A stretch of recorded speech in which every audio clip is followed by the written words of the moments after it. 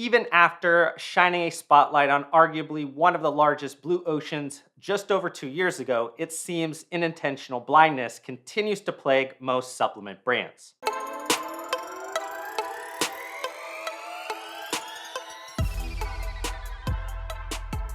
Within the supplement industry, maybe the phenomenon of missing something so obvious could be attributed to being distracted by the same old way, or even disbelief that there's a simpler opportunity. The sports nutrition niche of the supplement industry is a graveyard of once buzzy brands that abruptly stopped growing, at least in part because they never had a solid strategic plan to turn anyone into a customer who wasn't already relatively fit. And on the surface, that sounds pretty dumb, right? But before I examine that beginner opportunity, let's cover what I was referencing in that introductory statement. In July of 2022, I explored a related topic. The fitness world has always been fast changing, but did the life altering last 2+ years create additional opportunities for supplement brands to focus on endurance activity participants? And through a collection of different statistics that spanned race signups, connected fitness, average workout by subscriber data, wearables, activity levels, and even national and state park visitation numbers, it collectively provided a glimpse into the widespread growth across endurance activity type, interest, and competitive level. But whether that data or really anything else could tell the whole story or not, I also presented several other pandemic accelerated drivers of demand that showed how drastically different the fitness landscape became, thus providing the needed shifts in consumer behavior that could fuel new commercial opportunities within the supplement industry. From 2020 to 2022, change absolutely happened. But these last 2 years have been an equally chaotic period for the fitness landscape. So, how about we begin with kind of re examining a few previously utilized statistical trends for stickiness, and then I'll also explore a few new data stories that encompass today's fitness vibes. And let's kind of start with an update of wearables activity data because there's no shortage of that being shared by leading consumer technology companies. In its year in sport recap report, Strava noted a mid single digit year over year increase in its most popular activity, running. Additionally, members increased riding, running, and hiking activity both on trails and off road.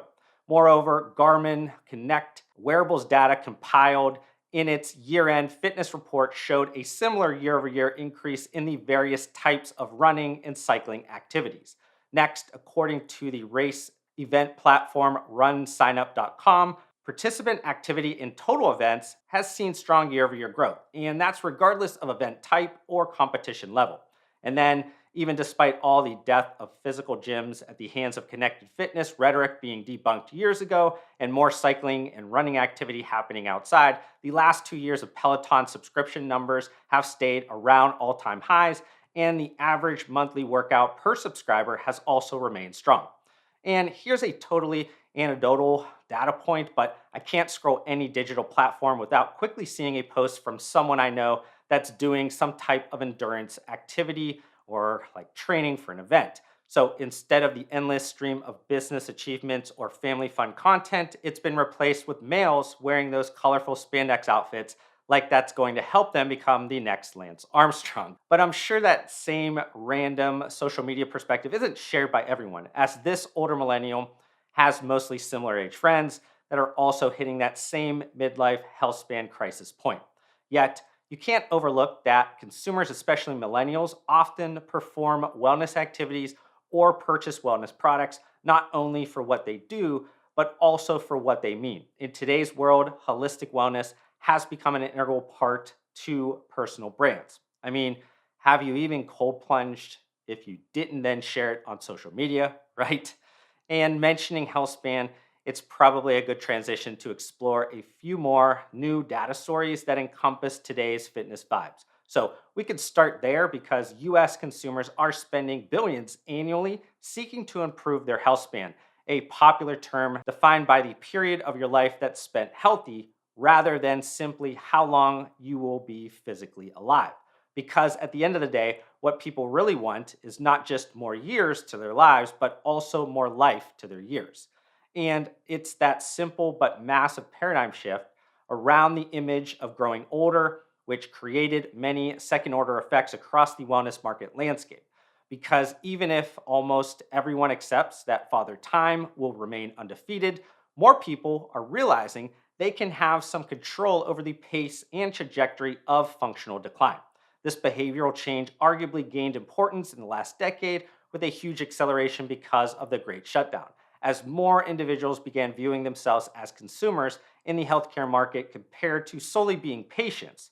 What might be labeled as healthy aging with baby boomers is dubbed longevity among millennials. Yet each group is essentially on parallel journeys towards maintaining a vibrant, healthy life as they age. And what can have an outsized impact on how we age are foundational lifestyle choices like basic daily movement. In fact, Garmin recently compiled some activity insights from its wearable data showing that even runners who record fewer than 10 miles a week still see noteworthy improvements across all health categories. Additionally, these casual runners saw their Garmin fitness age drop by 3 years on average, which is a similar metric to when you hear someone say their biological age is younger than their chronological age. Another parallel secular wellness trend, fit lifestyle, that saw a huge acceleration because of the Great Shutdown can be explained by the evolution happening within the sports nutrition niche of the supplement industry. And this is really a core foundational element of this content because when I landed my first supplement industry job sampling product at the Vitamin Shop location 17 years ago, sports nutrition brands were solely focused on marketing bigger, faster, stronger product benefits to athletes and gym rats. But while these gym is life consumers remain vital, every year since then, the sports nutrition market has continually adapted to serve a wider audience with an evolved view of health and wellness. And a simpler reason for this change likely centers around the fact that holistic wellness goals resonate more than one dimensional weightlifting pursuits for a broader set of mainstream consumers. Seeking to meet evolving consumer demands, there has been a progressive shift towards sports nutrition brands placing more emphasis on products that contribute to health and performance throughout the day, not just before, during, and after the workout use occasion. So, sports nutrition brands, traditionally known more for their protein and pre workout powders, have now expanded their offerings into foundational health product categories, which makes really a lot of sense when you take a step back and think about it because how does a structure sustain its strength without a solid foundation, right? And evolving consumer demands into multidimensional wellness goals can be seen through another trend, this time around an exercise modality. Running has always been a popular form of exercise, but running with a group can transform a solitary activity into a social one. Run clubs have exploded in popularity around the world, showing that after the Great Shutdown, consumers have a growing appreciation of this intersection between health, community, and social connection. These run clubs provide a supportive and motivating environment that helps individuals stay committed to their fitness goals while building meaningful relationships. Now, I could keep providing numerous data points that likely strengthen my outlook, but it arguably all rolls up into a net positive tailwind for this supplement industry market opportunity that's supported with more people continuing to participate in the most popular forms of exercise, aka walking, running, and cycling. But does this compelling data story around potential long term consumer behavior change justify a strategic action by brand owners within the sports nutrition niche of the supplement industry? Because, as I always say, don't go chasing trends. Please stick to the audience and consumer cohorts that you're used to. To translate that poor attempt at reworking the classic 1990s TLC hit song Waterfalls, not every trending demand driver aligns with your current brand and or broader business strategy. So oftentimes the best approach is to let others better serve that market. But just like I did earlier, let's re-examine an aspect of my content from 2 years ago that involves two sports nutrition brands that are authentically serving the endurance activity market. And I'll start with science and sport because one, the financial data reported to the UK government is public, and two, the brand has been around for over 30 years supporting endurance athletes with energy, hydration, fit lifestyle, health, and recovery supplements. In its latest fiscal year results, Science and Sport reported 15% sales growth, further supporting that a positioning strategy within the endurance activity trend can result in positive financial outcomes. The other sports nutrition brand mentioned previously was Bear Performance Nutrition, which was an awesome example because it can show you how to successfully pivot to authentically reaching endurance activity consumers. For those that aren't aware, BPN started as a typical bodybuilding bro supplement brand, but over the last 5 to 7 years, as the interests of its founder, Nick Bare, has changed, so has the positioning strategy of his sports nutrition brand. Now, even further into doubling down on that strategic shift by hosting endurance events and run clubs, brand performance has been amazing, at least from what I can triangulate without having public financials. BPN and or Nick Bare has stated recently that the 2-year growth rate of the brand was over 400%, and it now generates more than $40 million in annual revenue. Moreover, it's usually a good sign when a company is growing its team and facilities without taking on substantial new outside capital. And then to kind of add a new dynamic to this discussion, Raw Nutrition has recently created a subline of products called Raw Endurance. But why these product and customer experiences weren't combined, like with BPN, is that Raw Nutrition is currently a brand best known because of its co owner, Mr. Olympia champion Chris Bumstead. As I stated 2 years ago, all it takes is a quick glance at the Instagram feeds of leading sports nutrition brands to see who's authentically saying, "We are here for you walkers, runners, cyclists, and swimmers." So even though two co-founders of Raw Nutrition, not named CBUM, have jumped headfirst into endurance sports participation, it's a daunting challenge to overshadow the bodybuilding content until maybe his retirement. But while this Raw Nutrition subline is a newer endeavor, thus hardly showing huge positive commercial results, it does show another way to approach authentically serving the endurance activity market. Even without the co founders having personal brands and documenting their shift to endurance activities, Raw Endurance has focused on partnering with influential individuals that are known at the intersection of the endurance, fit lifestyle, and longevity worlds. And maybe this strategy makes even more sense when you consider how the team is also involved in several other complementary longevity businesses. And while it's not absolutely paramount for success, I've primarily focused on examples of front facing founders because they can evangelize the brand's bold strategic narrative. This is what enables brands like BPN to create a unique story that guides their entire internal and external business activity, helping them stand out amongst the hundreds of brands competing for consumer attention with mostly undifferentiated brand and product strategy. Furthermore, if you consider the average supplement shopper, regardless of activity type, discovers brands and shops for those products online, harnessing the power of that bold strategic narrative and authentic personal branding through digital content mediums can help better compete within the attention economy. Okay, I mentioned products just briefly there, so let's tackle that strategic element because it's important to meet the endurance activity consumer where they are right now and consider future adjacencies. In terms of popularity, the largest volumes can be seen mostly in the consumer benefit platforms of hydration, protein/recovery, and energy. That being said, products targeting endurance activity consumers in those consumer benefit platforms can, or maybe put more emphatically, should look a bit different from a formulation standpoint. As an example, the typical heavy caffeine containing energy drinks or pre workout sports nutrition products would most likely not be ideal for any endurance activity consumer that will already have consistent elevated heart rates for elongated periods of time. Instead, energy to those endurance activity consumers would more likely be fast digesting carbohydrate gel or powdered supplement and maybe a nutritional snacking bar.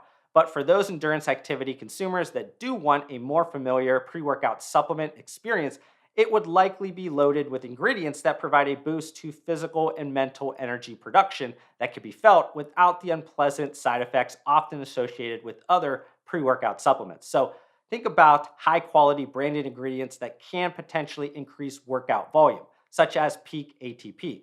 Additionally, I like how peak ATP can form strong combinations with related valuable nutraceutical ingredients for endurance activity consumers like beta alanine and creatine.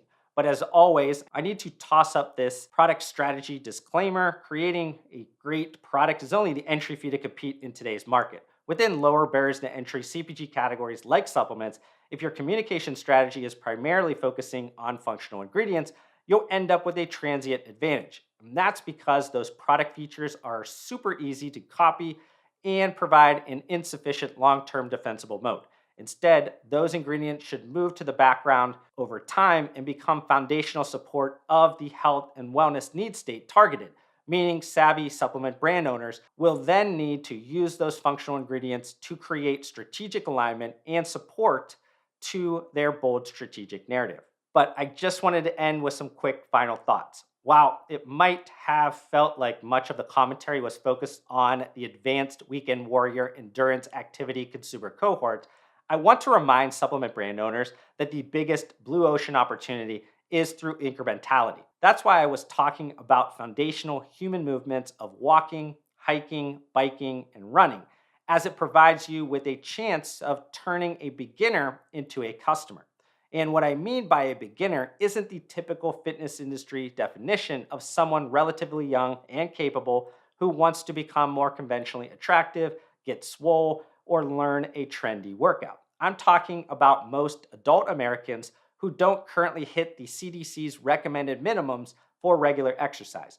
I'm talking about those endurance activity consumers that will struggle to avoid barfing, crying, or injuring themselves early in workouts. And yes, I'm talking about the beginner who wants to build a baseline of capability, whether that's playing with their toddler, offsetting the negative effects of a desk job, or living independently as they age.